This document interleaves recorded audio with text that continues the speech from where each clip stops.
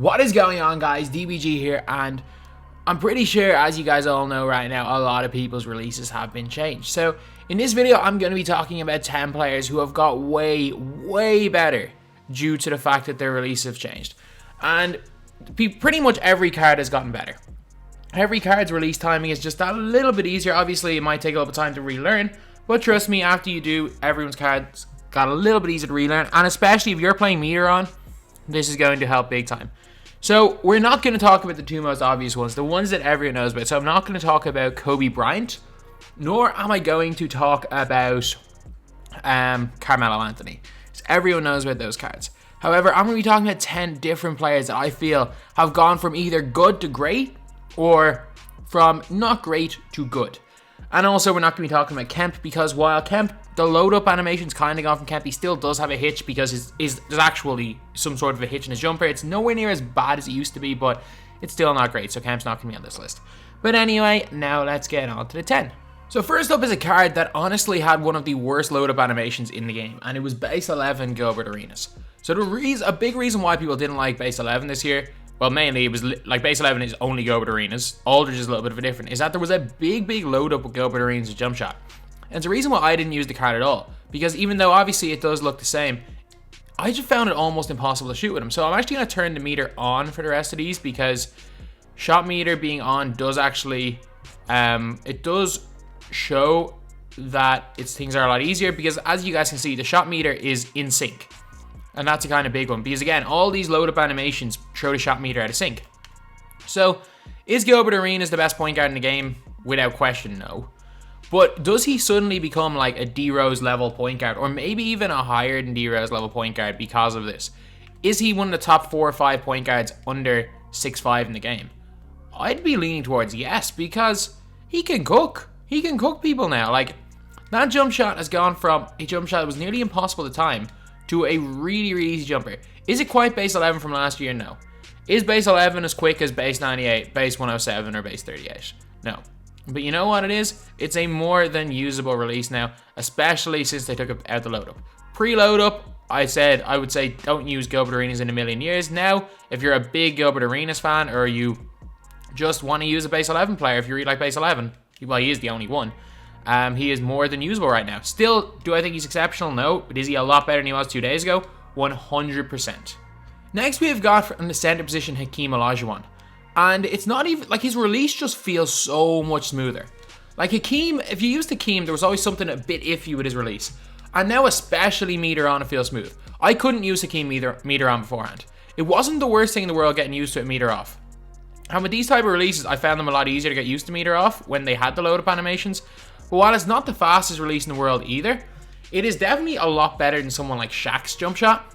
And it just becomes so much easier to green with him.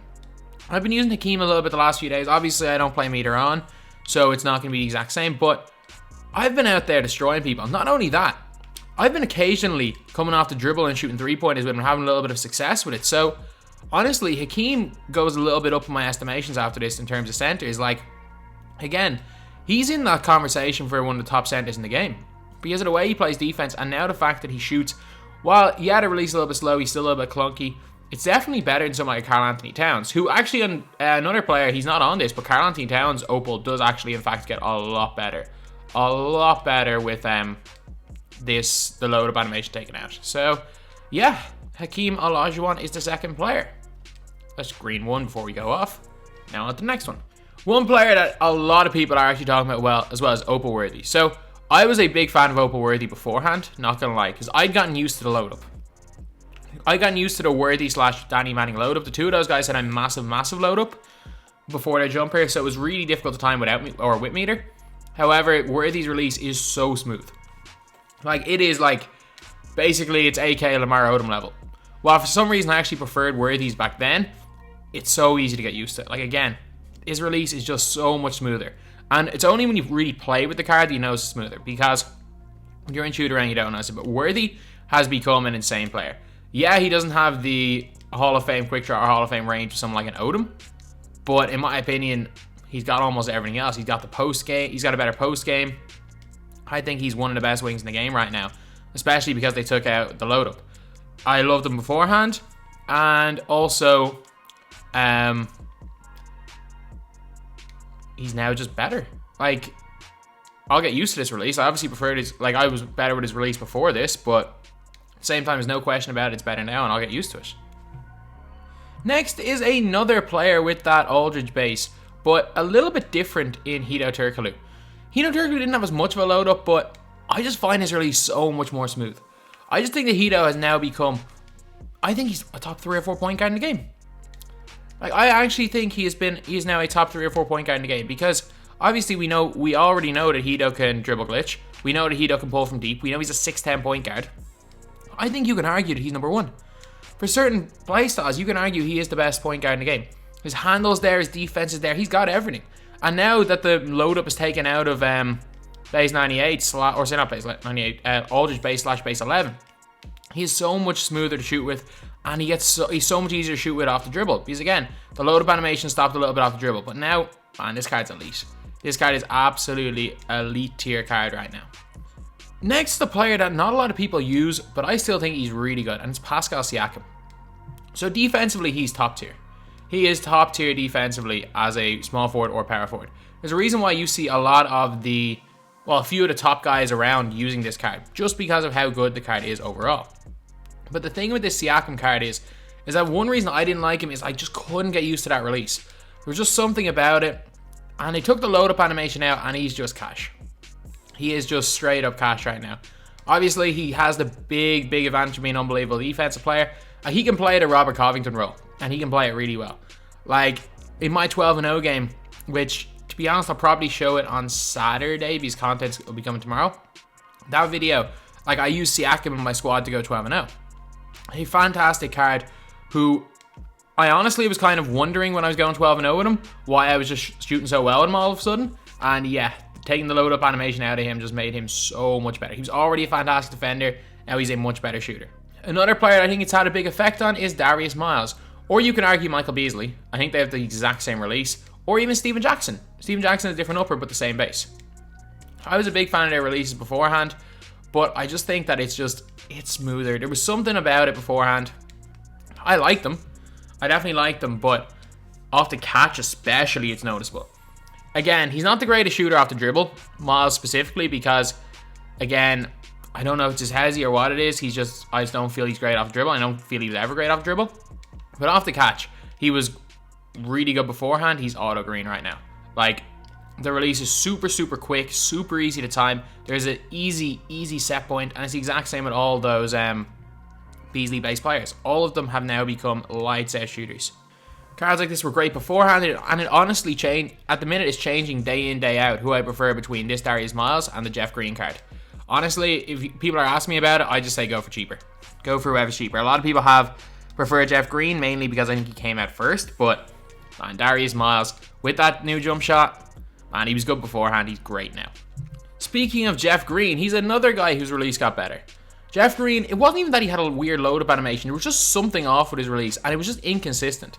Like, he was the one player, when I made my video talking about releases changed, people were constantly telling me that Jeff Green's release had changed. Obviously, again, I've lost his set point, because Jeff Green was one of those players that I used a lot meter off, and the thing is, players' set points change on their shot, but there's no longer a meter delay. There was meter delay 100% with Jeff Green. His release might have been too fast, something about it, but again, the load-up animation really kind of affected that. But again, meter on, Jeff Green is going to feel significantly better. And again, just like Darius Miles, Jeff Green is he's a god tier card. Like, in general, he's a god tier card, and now, not only that, he's a god tier 3-point shooter as well when he's left wide open. So yeah, a really good card. And again, just like Darius Miles, it's completely subjective which of the two you find better, but they're both elite mid-tier power forwards / small forwards in this game. Now we got Wes Unseld. So a lot of people talking about the Kobe base getting improved. Not a lot of people realize, like, Kobe base is Wes Unseld. So obviously I have I've completely missed the set point, but as much as I did like Wes Unseld's shot before, it did have the Kobe hitch, which was a bit of a problem. Yeah, I didn't feel it was as noticeable as Kobe, but it was a problem. And now this release, man, this release is nice. He's got the it honestly, it just feels like those 2k20 and generic releases. Like, it is such a nice jump shot, and there is it's very, very easy to use a meter. Again, Wes Unseld was another player that I just couldn't use it meter beforehand, and now you can. But that release, it's gone from, well, it looks the exact same, but it's gone from a pretty decent release to an overall fantastic release. Like Kobe base, since they've taken out the load up on both this card and Kobe, has become insane. And the difference between this card and Kobe is that rather than being a 6'7" or a 6'6" 2 guard, this Wes Unseld here is a 6'7" point guard, which is huge. So yeah, that's a reason why I think this card, shooting wise, is exceptional. And we're going to end this on two budget players. First of all is Jochi. Like this card right here, I loved his release beforehand, but you can't deny it. There was a big load up into that jump shot. It was a really weird time, especially, it was really easy to time meter off. Meter on, it was impossible. Just like Aaron Baines, it was impossible. However, I was using him on my budget accounts going 12-0, and man, I couldn't miss with him. I was just like, this is my favorite shooting center in the game, just out of nowhere. And a big reason for that is, again, taking out the load up. 2K taking out the load up in Jochi's jump shot has made it one of the most cash jump shots in the game for a big man. I'm not entirely sure what the base is, but the same as the Aaron Baines one. I honestly think, in terms of timing, you can't get much better. I don't think you can get much better, much easier in terms of timing off the pick and pop than this guy right here. And if they somehow, if for some reason they decide to give him a pink diamond or an opal, I can guarantee you it'll be a top tier center in this game. So yeah, a budget card that has gotten significantly better from the update. But next player, I'm glad to have this next player on the list. And next is Diamond, last up, Diamond Nick Batum. Lads, Diamond Nick Batum, I'm telling you. This release, Batum had everything, but I was not the biggest fan of the jump shot. Like Batum had, he had a not great through the legs, but he had a really nice behind the back. He was an unbelievable defender, but the one problem was I kind of struggled to green with him a bit. Yeah, no more. His release was already pretty good, but there was that weird load up. I'm telling you this for one thing, there was definitely a load up in his jump shot before. And now Batum has gone from a really unbelievable budget card to an unbelievable card in general. This release is so smooth. It is so smooth shooting around with him. Meter on, meter off, it doesn't matter. There's a reason why when I was using him in squads a while ago, that Batum just got so much better. He got so much better, and a big reason for that was his release. His release changed, and there's no longer the load up, and it's so much easier to time. Again, I'm timing it a little bit off because I don't really know the set point. I was so used to him kind of beforehand, but nah, this card is so much better. He was already great in the first place, and now he is unbelievably good.